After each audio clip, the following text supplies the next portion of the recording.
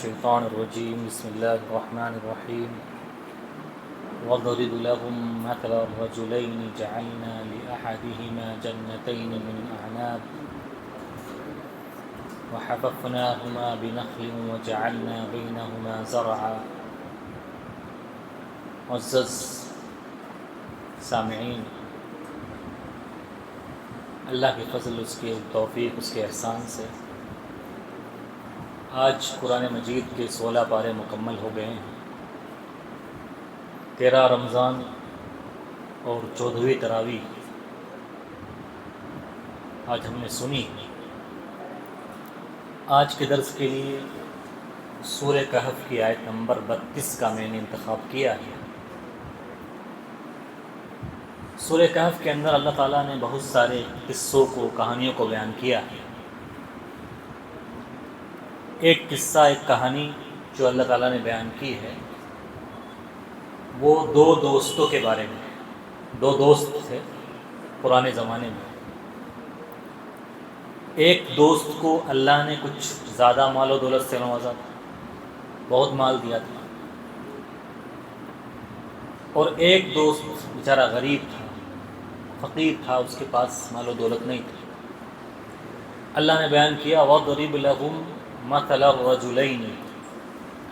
اے نبی پاک صلی اللہ علیہ وسلم، ان کفار مکہ کے سامنے 2 دوستوں کا واقعہ، 2 دوستوں کا قصہ بیان کیجیے.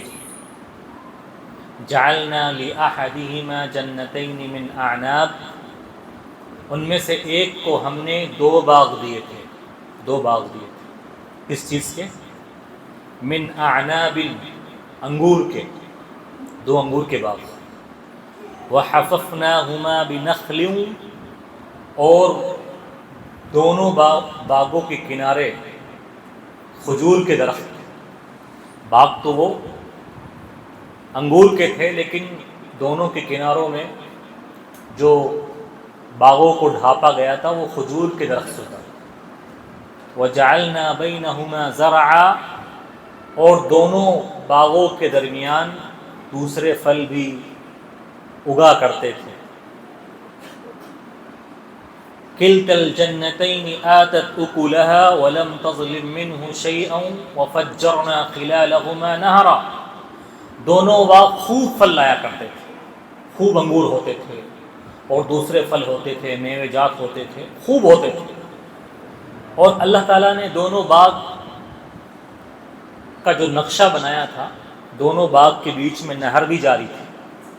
بڑا ہی اٹریکٹیو اور دلکش نظارہ تھا ان کا، دیکھنے والے کو بھائے.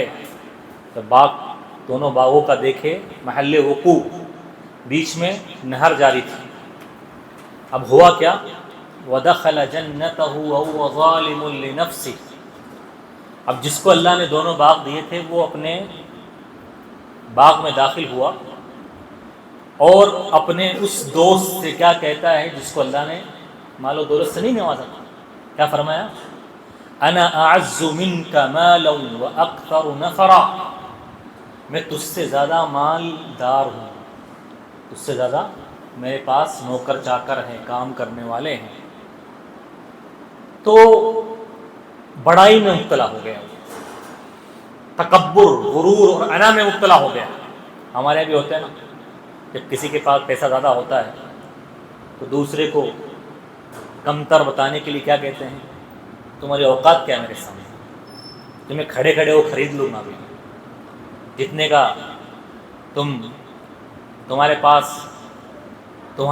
جتنے کا تم پورے مہینے میں گھر والے کھانا کھاتے ہو نا، اتنے کا تمہیں صرف شرٹ پہنتا کہتے ہیں نا، کہتے دکھاتے ہیں اپنی بڑائی.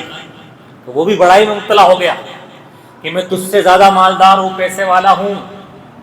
اور کیا کہا؟ بڑائی دیکھیے، انا اور غرور اور گھمنڈ دیکھیے اس کا. وَدَخَلَ جَنَّتَهُ وَهُوَ ظَالِمٌ لِنَفْسِهِ قَالَ مَا أَظُنُّ أَن تَبِيدَ هَٰذِهِ أَبَدًا. اور جو میرے پاس ہے وہ کبھی ختم ہونے والا نہیں ہے، میں ہمیشہ رہوں گا، مجھے موت نہیں آئے گی، میں زندہ رہوں گا، اور یہ سب مجھے ملا ہوا ہے وہ ہمیشہ باقی رہے گا. اب بیچارہ غریب آدمی جو اس کا دوست تھا، وہ اس کو نصیحت کر رہا ہے. قال له صاحبه وهو يحاوره اكفرت بالذي خلقك من تراب ثم من نطفة ثم سواك رجلا. کیا تو اس پاک پروردگار کی ناشکری پہ اتر گیا ہے کہ جس نے تجھے پیدا کیا مٹی سے، نطفے سے، اور تجھے سیدھا سادہ بولتا چالتا ہٹھا کٹھا انسان بنا دیا، تو اس کی ناشکری کرتا ہے؟ ہونا تو یہ چاہیے تھا کہ تو اپنے باغ میں داخل ہو کر یہ کہتا ما شاء اللہ لا قوت الا باللہ، جو کچھ میرے پاس ہے وہ اللہ کی مرضی سے ہے اور نہیں ہے کوئی طاقت اور قوت سوائے اسی کی طرف سے. تو یہ کہنا چاہیے تھا. اس میں سبق ہے اور نصیحت ہے ہر مالدار کو، ہر پیسے والے کو اپنے مال اور دولت کے تعلق سے یہی کہنا چاہیے ماشاء اللہ لا قوت الا باللہ. یہ دعا ہے قرآن نے سکھائی ہے کہ جو کچھ ہے وہ اللہ کی چاہت، اس کی مرضی سے ہے، اور میرا اس کے اندر کوئی کمال نہیں ہے، میری کوئی طاقت قوت نہیں ہے. نصیحت کر رہا ہے اس کو کہ تجھے ایسا کہنا چاہیے. میں کبھی بھی، اگرچہ مجھے اللہ نے نوازا نہیں ہے، لیکن میں ہمیشہ میرے پاک و پروردگار کی عبادت کروں گا اور اس کے ساتھ کسی کو شریک نہیں کروں گا. دیکھیے، شرک یہی نہیں ہے کہ غیر اللہ کی پوجا کی جائے، اللہ کے علاوہ کسی اور کی بندگی کی جائے، یہ تو شرک ہے ہی. یہ بھی شرک ہے کہ بندہ اپنے پاس نعمتوں کو اپنی طرف منسوب کرنے لگے. جو کچھ ملا ہے اس کے بارے میں یہ سوچنے لگے کہ یہ میرا کمال ہے، میرا ہنر ہے، میری صلاحیت ہے، میرا ٹیلنٹ ہے، سارا کریڈٹ اپنے آپ کو دینے لگے. یہ بھی شرک ہے، یہ بھی کفر ہے، یہ بھی شرک ہے. لیکن دیکھیے اب وہ نصیحت کر رہا ہے اس کو کہ اگرچہ میرے پاس ابھی نہیں ہے، لیکن ہو سکتا ہے ان یعطینی ربی خیر، ہو سکتا ہے اللہ مجھے اس سے بہتر دے دے، اس سے بہتر دے دے اور تجھ سے چھین لے. اور اللہ رب العالمین نے کیا بھی اس کے ساتھ ایسا. جو تکبر، انا، گھمنڈ، بڑائی میں مبتلا ہوتا ہے نا، مال کو دیکھ کر اللہ تعالیٰ اس کے مال کو چھین لیتا ہے. اللہ رب العالمین نے کیا انجام کیا اس آدمی کا؟ اس کا انجام یہ ہوا کہ اس کے دونوں باغ پلٹ گئے، الٹے ہو گئے. وَهِيَ خَاوِيَةٌ عَلَىٰ عُرُوشِهَا، ایسے تھے اللہ نے الٹا دیا، زمین کو ہی الٹا دیا. سارے کی ساری کھیتی زمین میں چلی گئی، الٹ گئی، سارا تہس نہس ختم. اور اب اس کے بعد اس کو افسوس ہو رہا ہے، وہ شرمندہ ہو رہا ہے اور کہہ رہا ہے کہ میں نے تو ان باغوں پر خرچ کیا تھا، ابھی سیزن آنے والی تھی اور میں نے پیسہ لگایا، اس کی کھیتی کاٹ کر میں نفع حاصل کرنے والا تھا، لیکن اس سے پہلے ہی اللہ رب العالمین نے سارا تہس نہس کر دیا. سمجھایا بار بار اس کے دوست نے اس کو کہ اس طرح بڑائی میں مبتلا مت ہو. کیا سمجھایا شروع میں؟ کہ اللہ ہو سکے کہ پانی کو نیچے زمین میں، نیچے زمین کی تہ تک لے جائے اور تو پانی نہ پا سکے، اور تیرے باغوں میں پانی کی سپلائی نہ ہو، اور تیرے باغ میں اناج اور غلہ نہ اگے، یہ پھل فروٹ نہ اگے. باز آ جا اپنی اس بات سے، لیکن نہیں باز آیا، نہیں باز آیا. اللہ نے چھین لیا سب کچھ اور تہس نہس کر دیا. اللہ نے ارشاد فرمایا فَمَا كَانَ لَهُ مِنْ فِيَةٍ يَنْصُرُونَهُ مِنْ دُونِ اللَّهِ، کوئی نہیں آیا بچانے کے لیے اس کی کھیتی باڑی کو، اس کے باغ کو، اس کے نوکر چاکر، اس کے ہاں کام کرنے والے، اس کے خادم، کوئی نہیں بچانے آیا کہ بھائی ان باغوں کو، ان کھیتی کو بچا لے اور اللہ کے عذاب سے دور ہٹا دے. هُنَالِكَ الْوَلَایَةُ لِلَّهِ الْحَقِّ، ثابت ہو گئی نا اللہ کی بادشاہ، پتہ چل گیا نا اللہ کا پاور، اللہ کی قدرت. اللہ کو بندہ چیلنج کرتا ہے اور اللہ کی نعمت کو ملنے کے بعد اللہ سے ہی تکبر کرنے لگتا ہے اور یہ سمجھنے لگتا ہے کہ ہمیشہ ہمیشہ رہے گی. اللہ رب العالمین نے تہس نہس کر دیا. در حقیقت یہ واقعہ بیان کرنے کے بعد اللہ ہمیں یہ پیغام دینا چاہتا ہے، یہ نصیحت و عبرت دینا چاہتا ہے کہ کہ مال آنے کے بعد انسان کو کبھی بھی دوسرے کو حقیر نہیں سمجھنا چاہیے.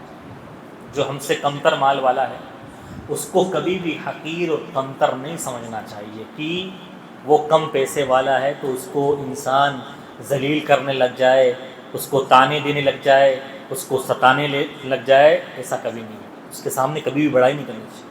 لیکن عام مالداروں کا یہی حال ہوتا ہے. دیکھیے جو کم پیسے والے ہوتے ہیں ان سے بات کرنا برداشت نہیں ہے، ان سے سلام کرنا برداشت نہیں. دیکھیے کتنے مال کا غرور ہوتا ہے، مال کا انا اور ناک کا سوال. مال کی جیسے کم پیسے والوں کی دعوتیں قبول نہیں ہوتی ہے، ان کے گھر جانا پسند نہیں ہوتا ہے، وہ ان سے سلام کلام کرنا پسند نہیں ہوتا ہے، ان کے ساتھ بیٹھ کر کھانا پسند نہیں ہوتا ہے. تو یہ کیا ہے؟ مال کا انا اور غرور اللہ کو پسند نہیں ہے. پسند نہیں. مومن جس کو اللہ نے مال سے نوازا ہو کبھی ایسا نہیں کر سکتا. اگر کوئی ایسا کرتا ہے تو سمجھ لیجئے مال کے فتنے میں مبتلا ہو چکا ہے کہ وہ مال آنے کے بعد اللہ کی مخلوق کو حقیر اور کمتر سمجھنے لگ گیا. ہوتا ہے بہت سارے مالدار لوگ دیکھیے بیچارے، کوئی غریب فقیر مانگنے جاتا ہے تو اس قدر دھکا دے کے باہر نکالتے ہیں اس کو. بھائی آپ کو نہیں دینا ہے مت دیجیے، لیکن پیار سے آپ اس کو کہہ دیجئے کہ ابھی جائیے، آپ معاف کیجئے، کچھ بھی پیار سے بول دیجیے. وَأَمَّا السَّائِلَ فَلَا تَنْهَرْ. مانگنے والے غریب فقیر کو کبھی ڈانٹنا نہیں چاہیے، کبھی دھمکانا نہیں چاہیے. اگر آپ کو لگتا ہے کہ وہ ہٹا کٹا نوجوان ہے، وہ اس کو مانگنا نہیں چاہیے، پیار سے بیٹھ کے سمجھائیے کہ بھائی مانگنا آپ کے لیے جائز اور درست نہیں ہے. آپ کو تو تندرست ہے، آپ کما کے کھائیے. کیوں آپ بھیک مانگ رہے ہیں؟ کیوں آپ پروفیشنل بھکاری بنے ہوئے ہیں، خاندانی فقیر بنے ہوئے ہیں؟ خاندانی فقیر کوئی نہیں ہوتا ہے. آپ محنت کیجئے، اور مانگنے والا غلط ہوتا ہے اس کو سمجھائیے پیار سے. لیکن آپ اس کو مارنے پر آ جائیں، اس کو گالی گلوچ کرنے پر آ جائیں، اس کے ساتھ دھکا مکہ کرنے لگ جائیں تو یہ جائز اور درست نہیں ہے، صحیح بات نہیں ہے. تو اس واقعے میں میرے بھائیوں، اللہ تعالیٰ نے مجھے اور آپ کو یہ نصیحت اور یہ سبق دیا ہے، کبھی بھی مال آنے کے بعد انسان کو غرور اور گھمنڈ میں مبتلا نہیں ہونا چاہیے، بلکہ مال آنے کے بعد بھی سب مخلوق کو ایک طرح سے دیکھنا چاہیے اور یہ سمجھنا چاہیے کہ اللہ کا مجھ پر احسان ہے، اللہ نے مجھے دیا ہے، ہو سکتا ہے مجھ سے چھین کر ان کو دے دے. اللہ تعالیٰ ہمیں اس واقعے سے نصیحت اور عبرت پکڑنے والا بنائیں. آمین. اقول قولی ھذا استغفر اللہ لکم.